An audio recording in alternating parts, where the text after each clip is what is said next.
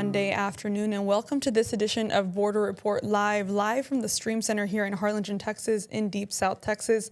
I'm Alejandra Yanez, filling in for Rudy Mireles.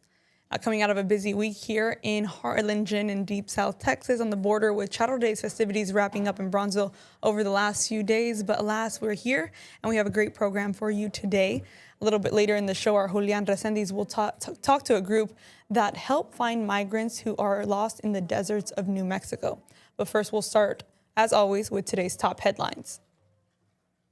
Beginning with Mexican prosecutors say they have returned the body of drug lord Nemesio Oseguera Cervantes, known as El Mencho, to his family. On Saturday, the Attorney General's office says it completely required procedures before the handover of the drug lord's remains. Prosecutors say genetic tests confirmed the requesters had blood ties to him, and the Mexican army killed El Mencho last week, leading to a sharp wave of retaliation violence across about 20 states. Now, officials say more than 70 people have died in connection to this, and the bloodshed raises fear about tourism ahead of the FIFA World Cup. And Big Bend National Park in Texas is attracting hikers, campers, and outdoor enthusiasts from around the world. But instead of the canyons and the Rio Grande, those visitors could soon be seeing border wall. The Trump administration is moving ahead with plans to erect a wall in the vast desert region of the state, and locals and elected leaders from both parties across far west Texas are condemning the Department of Homeland Security's newly renewed plans to build a border wall through Big Bend National Park and its neighboring state park. They are warning it will cut off access to a popular destination, choke off tourist dollars, and disrupt one of the nation's most pristine regions while doing little to stop illegal immigration. And Customs and Border Protection's public plans include more than 100 miles of planned border wall throughout Big Bend National Park, cutting off access to much of the Rio Grande from the American side.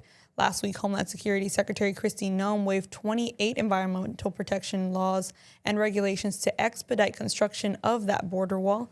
Contracts from these projects are expected to be awarded in the coming weeks and months, according to the agency, and construction is expected to begin toward the end of this year upon completion of land acquisition. And in San Diego, a county-wide ordinance restricting unauthorized federal agents from entering county spaces took effect on Friday. The Civil Liberties Enforcement and Accountability Rules Ordinance restricts ICE agents from entering non-public county facilities without a judicial warrant. Juliet Vara has our story. In the past 9 months, 0 illegal aliens have been admitted to the United States. Days after President Donald Trump's State of the Union address, where he applauded his policies and crackdowns on immigration, a new line of defense now taking place in San Diego County at all county buildings. Sometimes what government does is complicated, but this is clear. County Board Chair Tara Lawson-Remer sending out a video message about a new ordinance that's now in effect. It restricts unauthorized federal agents from entering county spaces without a warrant or court order. The Civil Liberties Enforcement and Accountability Rules telling ICE agents you are not allowed on county property, you're not allowed in where we provide county services without a judicial warrant. If you have business to do at a county building, you'll see these signs now posted as we move into the first week of the ordinance taking effect. They say protected by the County of San Diego Civil Liberties Enforcement and Accountability Rules. People deserve to feel safe. We're fighting to keep you safe. We're fighting to protect you from Trump's rogue ICE agents. If you need assistance, if you need services here in San Diego County, we are putting these signs up. The County Board of Supervisors voting to approve the ordinance. Supervisor Jim Desmond opposed the decision, saying he's against sanctuary city policies. On X, he writes, when law enforcement can't share information or cooperate effectively, communities become less safe, not more. He goes on to say, California politicians should take note. It's safer for everyone when coordination is the priority and sanctuary state status must end. Meantime, President Trump maintaining his policies are working and keeping the country safer. This as many Americans protest the crackdowns, not only across the nation, but also here in San Diego. After 4 years in which millions and millions of illegal aliens poured across our borders, totally unvetted and unchecked, We now have the strongest and most secure border in American history by far. The County Board of Supervisors voted on this back in January, but now it's officially in effect. We should note that it does not apply to emergency situations. From Kearney Mesa, I'm Juliet Vara. I'll send it back to you. And that was a look at our top border headlines this Monday afternoon. Now we're going to be joined by our El Paso correspondent, Julian Resendiz. Good afternoon, Julian. Can you hear me? Alejandra, I can hear you. Good to be here with you today. Yes. Can you tell us a little bit about what you're working on today, sir? Absolutely, with pleasure. So let me tell you, about 3 years ago, some grassroots organizations alerted me to a great human tragedy going on along the U.S.-Mexico border. Specifically, we're talking about a spike in the number of migrant fatalities occurred in the desert between between El Paso, Texas, and the Arizona and New Mexico border. We had a record 146 migrant fatalities at the time, which only increased by at least 30 the following year. Clearly, this prompted a response from federal immigration officials in the form of this balloons, pretty much aerostatic balloons that had some camera capabilities so they could spot people in the desert.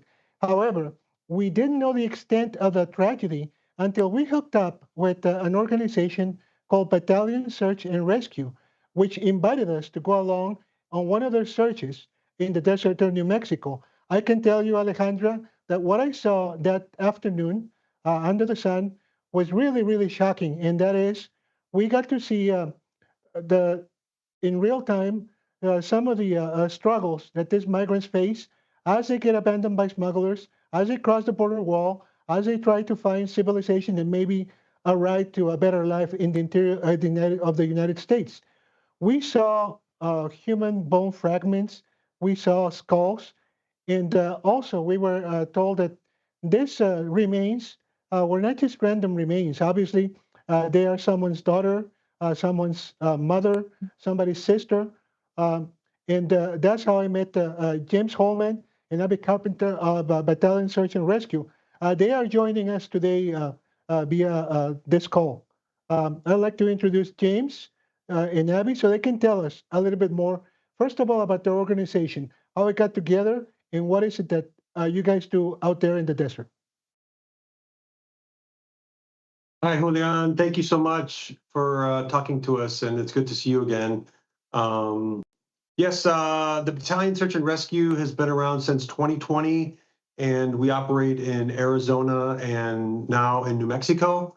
We expanded into New Mexico in 2023, and we came upon a very disturbing situation. We weren't aware of it when we entered New Mexico, but with the help of Abby, my partner, and many great volunteers, many of them women, we're doing our best, but we're citizen response, Julian. All right. James, can you tell us about some of the findings that you saw out there in the desert and what happened when you tried to report those findings to the local authorities?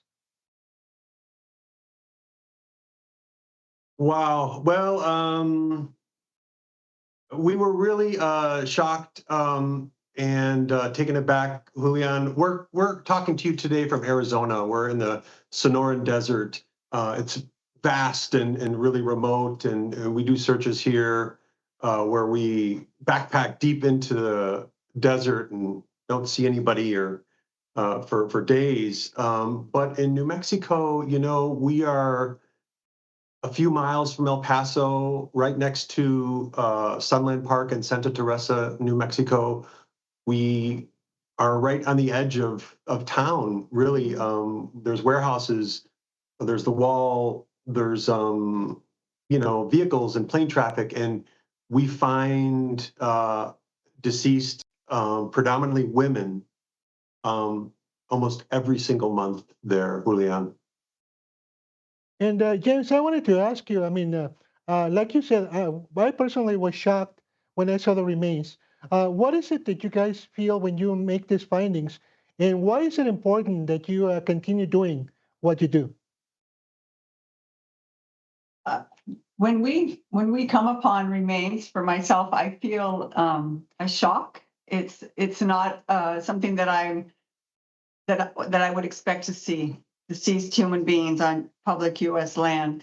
And part of the reason that I feel like I'm there is so that I can represent the families that aren't there. Many of them are not able to come and search for missing family members. So when I'm there, I'm searching for them as well. We're not looking for specific people, but we're searching in a general area, and we find human remains, generally females, every month.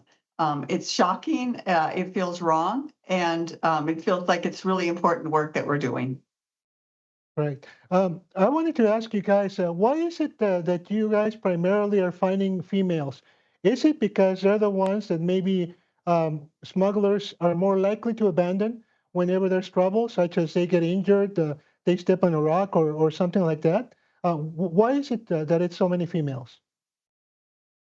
Well, this is where the paid professionals really need to step up and address this, because it's a shocking number. It's a shocking statistic. Over 100 women and young girls have been found in a very small area of about 5 by 10 miles, just west of El Paso. Their average age is 29, Julian. The youngest are a pair of 16-year-old girls. There's clusters of women being found side by side or repeatedly at the same location. And we really need the support and cooperation and the answers from the state and government agencies. We have asked the New Mexico government, who has recently launched a truth commission into these Zorro Ranch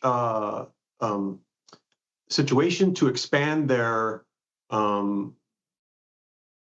focus into this corridor with these many women. And lastly, I want to mention the deaths of women in this area represent 55% of the deaths in this area. That's triple anywhere else along the border. It's unheard of. Right. James, Abby, have you been able to identify or at least learn the identities of some of these women? And what can you tell me about them? Who were they? I understand there was one young woman from Guatemala. I've been searching with James and the battalion for about 2.5 years, and I've participated in seeing maybe 90 sites with human remains, and of those, only 3 had identification with them.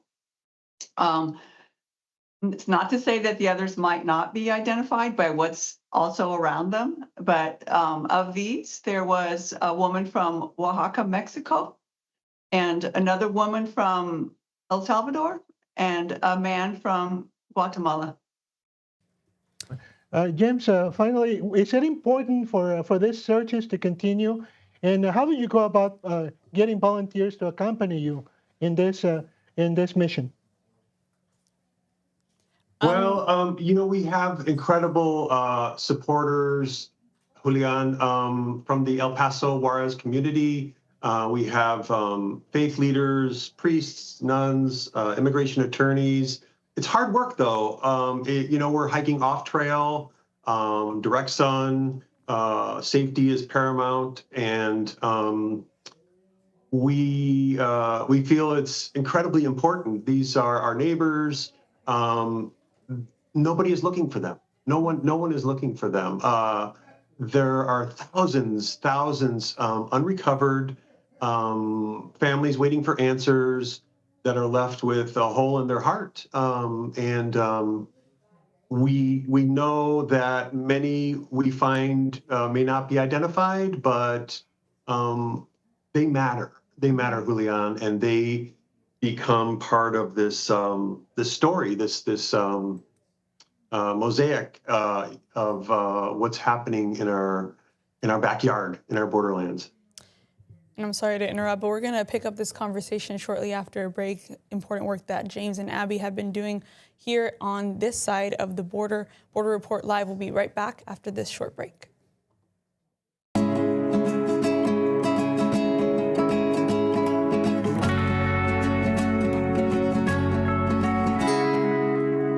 Welcome back to Border Report Live. Jumping back into a conversation with James and Abby, who are with Battalion Search and Rescue out of Sonora, Arizona. And we're jumping into an important conversation here with Julian Resendiz. Julian? Yes, Alejandra. I just wanted to emphasize on the importance of this effort. Like I said, in the past few years, going back to 2020 up to 2024, we had a huge spike in migrant movement from all over Latin America, over the U.S. border wall sometimes over the desert, very difficult places to walk, to go undetected. And this has resulted in fatalities. Some of those fatalities may have to do with people, migrants falling from the wall and injuring themselves badly. Others have to do with groups successfully crossing into the U.S. Undetected, and then somebody who's part of a group developing an injury and falling behind and being abandoned by smugglers. And that's where the efforts of groups like Battalion Search and Rescue, Abby and James, come in. I wanted to make one final observation, and that is that sometimes we hear, well, what are these bodies really recent or not? I've heard some words about this remains being archaeological finds. I can tell you for myself, Alejandra, that I have seen the remains like on top of the soil, right on the desert itself. Typically, when you talk about an archaeological find, you find them underground. But as I had the, I guess you call it the misfortune of finding along with Battalion Search and Rescue all these remains, they were right there. I mean, I don't know if it was 2 years or 5 years, but definitely they are recent people who passed through there recently and couldn't make it any further. I'm going to take it back to James and Abby for any final thoughts. If you can give us some information as to how people can contact you, maybe to join the effort or to do any other efforts that may find closure for those victims that already have been identified, even though they're only a handful. Thanks, Julian. Thank you so much. We really appreciate talking to you today. This is such an unreported and underreported story of the thousands, really, of migrants and refugees that succumb in the desert. And I also want to mention that they absolutely die from other not natural causes. Over 70% of women and young girls are assaulted somewhere along their journey on both sides of the border. And this is where we need the government agencies to step in and do the proper investigations here and determine the cause of death and then respond and try to prevent these situations. Migrants and refugees have been monetized. They have a price on their head. And the women are the most vulnerable out there. And this is what we're seeing in that area. And we have a very unique situation of women like Abby leading mostly women, volunteers, and finding mostly women in the desert. Over 100 in less than 2 years in this small area of Julian. So thank you again. Thank you, James. Alejandra, back to you. Important conversations there that we were having with James and Abby from the Battalion Search and Rescue in Sonora, Arizona. Very important conversations, but unfortunately we are going to have to take another quick break here. Border Report Live will be back in 2 minutes.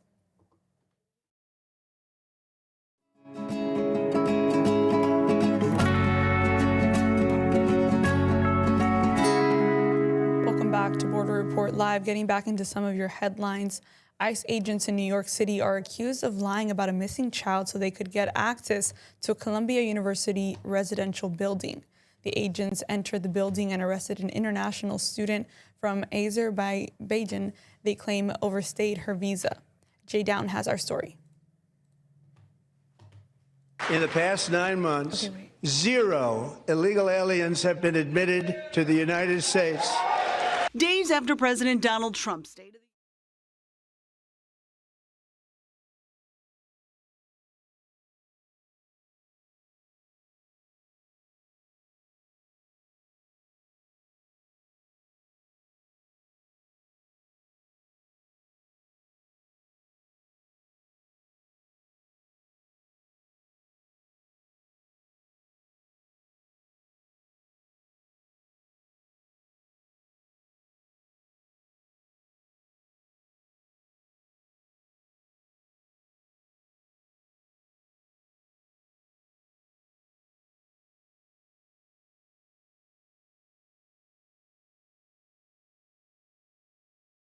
protected by the County of San Diego. Bit of a technical difficulty there. Getting into some more headlines, the Department of Homeland Security admitted to Congress that it apprehended 261 DACA recipients with criminal records, that's a quote, in 2025, resulting in 86 deportations. It's according to information obtained by Politico. DACA, short for Deferred Action for Childhood Arrivals, is a U.S. immigration policy established by executive order in 2012 under President Barack Obama. Now, DACA protects eligible undocumented immigrants who were brought to the U.S. as children against deportation while providing them with temporary renewable 2-year work authorization and legal stays. Politico states DHS Secretary Kristi Noem believes DACA is illegal because the program is due to an administrative provision, something a federal court in Texas confirmed. Some Democrats in Washington disagree with Noem's claims, arguing DACA recipients are vetted every time they go through the renewal process, making it highly unlikely that these recipients had serious criminal records. And as of last year, the U.S. Department of Transportation has tightened restrictions on non-citizen commercial driver's license, those who are licensed issued to truckers, and the decision is significantly impacting migrant drivers. The Transportation Department says in Illinois, 20% of those licenses were issued illegally, and state officials disagree. Chad Muir has our story. Illinois is one of a number of states that have seen a pause on non-domicile CDLs. Those are CDLs specifically for visa holders. And they're not alone there as well. Some of the providers who give CDL training in the state could lose their certification. Truck driver Fennell Lewis came to the U.S. from Haiti nearly 20 years ago. I spent most of my life here working, paying taxes, trying to build a life for myself and for my daughter. He has what's called the non-domicile CDL, a commercial license for visa holders. Do you think the English proficiency is an important part of the regulations? Yes, it is. Yes, it is, 100%. English proficiency is not a new regulation, but the dangers were highlighted here in Missouri this week when a driver from Somalia was caught going the wrong way down Highway 61. I'm technically blaming FMCSA and some other state that technically allowing them to be able to take the test in different language. The U.S. is now cracking down on unqualified drivers, and thousands of CDL trainers could lose their certification. That includes Clayton School District and the village of Roxana, Illinois. They both tell me that's because their training program's been inactive for 12 months. Both have reapplied. We rely on a steady workforce that can drive the trucks and deliver the goods that Americans need every day. The Illinois Trucking Association says agriculture and the Metro East rely heavily on non-domicile CDLs. But Illinois and other states have put a pause on new licenses amidst audits. And hopefully the Illinois Secretary of State can get the things that they need to get fixed with the feds. And Lewis worries what that could mean when it's time for him to renew his license. By pushing all those people out, a lot of us gonna be able to pay technically for what other people done. The federal government recently said 20% of Illinois' non-domicile CDLs were issued illegally, but the state refutes that. It says all immigration documentation in question has been provided. Reporting in Pontoon Beach, Chad Mira, Fox 2 News. And for more stories like this, from immigration to trade, security to culture, Border Report Live dives deep into the issues impacting life along the U.S.-Mexico border. You can join us for expert interviews, on-the-ground reporting, and the latest developments you won't hear anywhere else. Subscribe now on our Apple Podcasts, Spotify, or the iHeartRadio app, and stay connected on the border. Earlier, we spoke with our correspondent, Julian Resendiz, who had a great conversation with the folks over there in Arizona. And that's going to do it for our program today. Thank you so much for joining us. We'll be back tomorrow for another episode of Border Report Live. I'm Alejandra Yanez.